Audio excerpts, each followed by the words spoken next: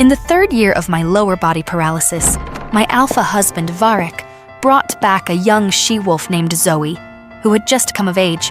I found my new mate. A broken she-wolf like you no longer deserves to be my Luna. He said he had found a new mate and wanted to sever the mate bond with me. I heard that she had begun getting close to Varek right after I became paralyzed. My hands trembled with rage, but I could only sit in my wheelchair, powerless to do anything. After they turned their backs on me without a second glance, I could no longer hold it in. The crystal ball I used to read prophecies was knocked to the floor by me, shattering into pieces across the ground. But after a shard cut my finger, a wave of dizziness swept over me, and I saw visions I had never seen before. Sylvia Valen, this is how your life ends. I collapsed onto the ground together with my wheelchair, the mate mark on my chest that had once glowed now utterly dim. Varek looked down at her and said coldly, You ceased to be a worthy Luna long ago. The mate bond between us should have ended ages ago. You brought all of this upon yourself. Then he wrapped his arm around Zoe's waist. That woman, unlike my pallid self, was young and strong. She and he exchanged smiles, and they pulled my son Lucian into their arms as well. She gently rested against his chest, and their chests flashed with light as their mate bond grew ever clearer, glowing with a brilliant golden radiance. No, you can't do this. The mate mark on my body tormented me unbearably, my heart nearly splitting apart. Lying on the ground, I stretched out my hand, desperately reaching forward for Lucian's feet. Lucian, help me. But Lucian looked at me coldly, as if I were a stranger. They watched as I was pushed out of the Hollowfang Pack mansion, and even had me thrown into a massive pit nearby where Omegas and slaves were buried, a pit reeking of rotting corpses. I watched helplessly as that woman smiled, holding Varek's and Lucian's hands, announcing that she had formed a new mate bond with Varek, ascending to the position of Luna, receiving Lucian's tribute, accepting the reverence and worship of all the wolves. I closed my eyes in bitter regret. At night, I was discovered by a pack of lone wolves and torn to death. The vision vanished. I fell to the ground together with my wheelchair, looked at them standing in the doorway, and seemed to see that future vision once more. So in the future, I would also be abandoned, cast aside, and finally torn to death? Cold sweat beaded on my forehead as I gasped for breath, terrified beyond measure. But I had been injured defending the Hollowfang Pack during a pack war. Hearing the sound of my fall, they all furrowed their brows and looked over impatiently. A stinging pain radiated from my hand, and blood from the wound dripped slowly, drop by drop, onto the floor. The shards of the crystal ball shimmered faintly. I thought, this is an opportunity given to me by the moon goddess, a second chance to choose. You want to sever the mate bond with me? Fine, as you wish. The air fell silent for a moment.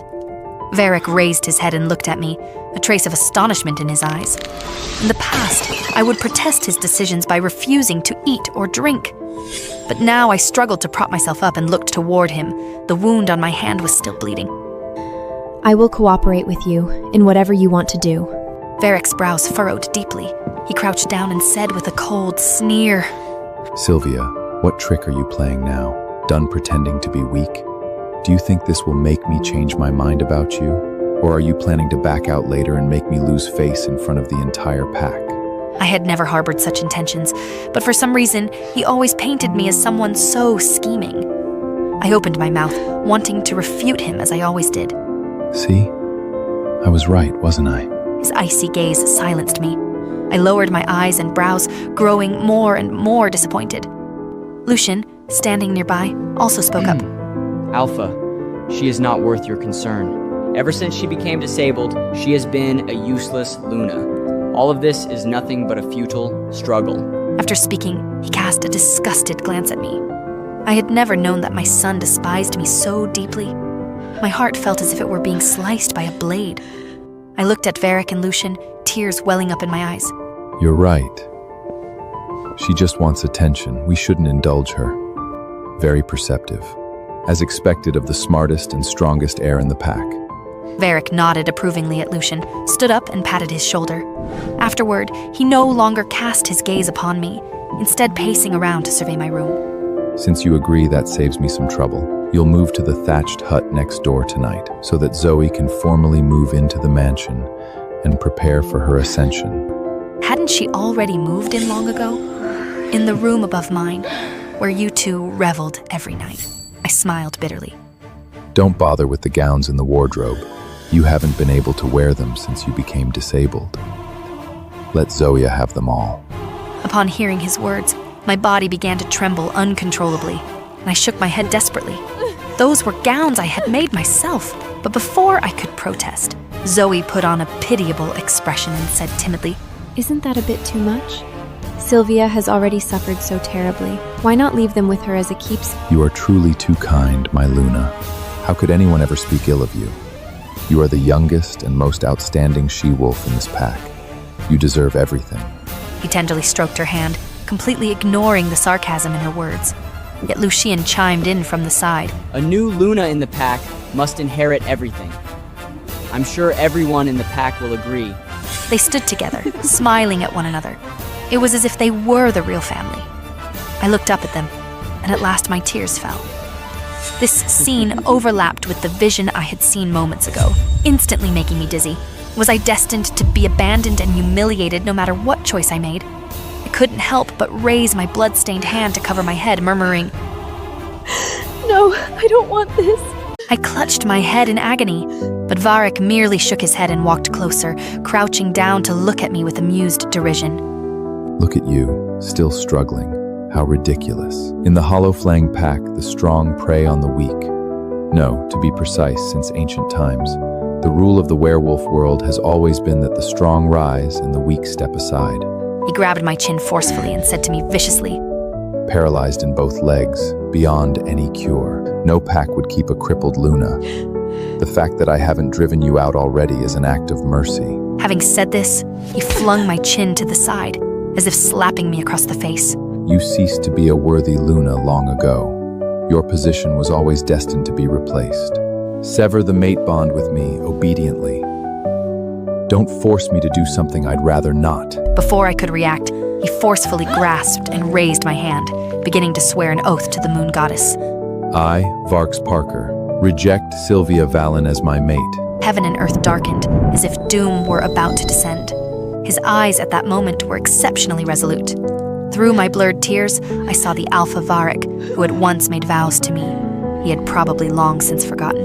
8 years ago, he had carried me running through the mountains and fields, swearing to the moon goddess that the wolf he loved most in this life was me, and that he would never abandon me.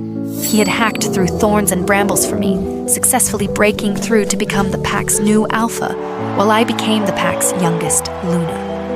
When I had announced my pregnancy, he had embraced me with delighted surprise, then rushed out eagerly to tell the entire pack that we had a new life on the way. Those scenes from the past flickered before my eyes, and the pain in my heart grew ever sharper. Each and every one of those vows, once so sweet to me, now seemed to drag me down to hell. The searing pain splitting through my chest was countless times worse than childbirth, as if a new body were being ripped out from within me by force. A bone-shattering agony tormented me until I could not move. But amidst the pain, I seemed to smell that stench of corpses again, as if I were in that massive pit, about to be torn apart by the hungry lone wolves eyeing me greedily. I don't want to die like this. So I clenched my teeth and shouted with all my might.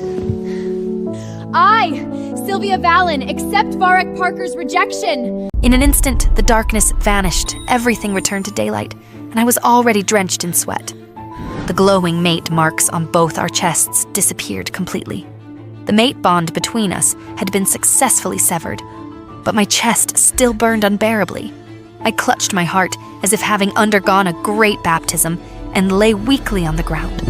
But Varric acted as if nothing had happened. Looking at the vanished mate mark, he breathed a sigh of relief. Now you are finally no longer my mate. Then, he immediately stood up and pulled Zoe close. The two of them looked down at me on the floor, their faces full of smug smiles. They turned to leave, but Lucien stood before me. Lucien, Mommy hurts so much.